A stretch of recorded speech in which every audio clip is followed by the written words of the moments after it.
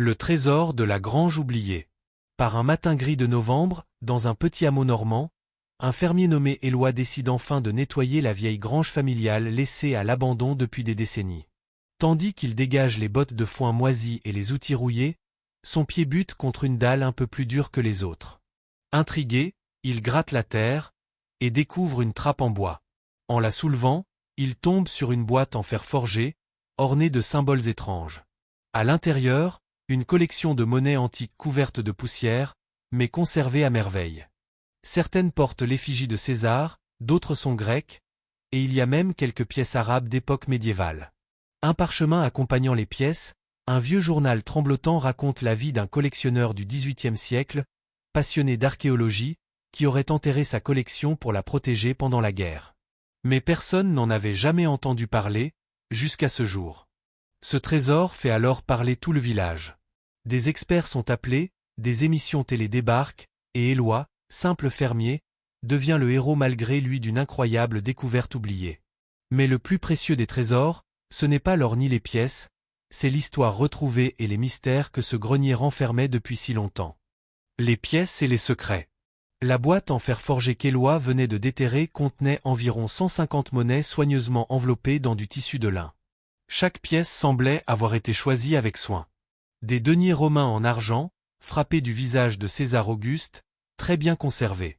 Une série de drachmes grecs, patinés, représentant Athéna et des hiboux. Et plus surprenant encore, des dirhams arabes du X siècle, gravés d'inscriptions géométriques et calligraphiques. Au fond du coffret, un parchemin jauni mentionnait la légende d'un collectionneur nommé Henri de Goursac, passionné par les civilisations anciennes.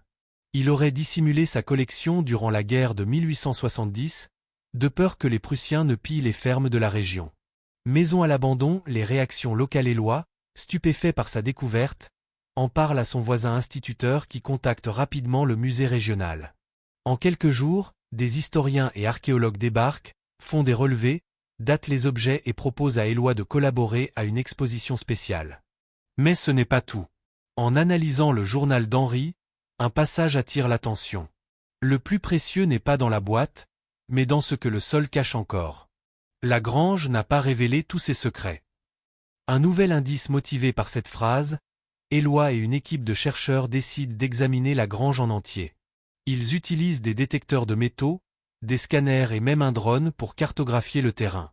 Ils trouvent une zone irrégulière sous le plancher, indiquant une possible seconde cachette. Les fouilles prennent une tournure inattendue, sous les vieilles pierres de la grange, Éloi découvre un escalier en colimaçon, taillé dans le roc, menant vers une crypte oubliée. L'air y est humide, chargé d'un parfum de mousse et de secrets. Dans l'ombre, une alcôve abrite une sculpture étrange, représentant une créature mi-hibou, symbole inconnu dans les archives. À ses pieds, un socle brisé laisse deviner qu'un objet manquant, sans doute précieux, a été retiré ou volé.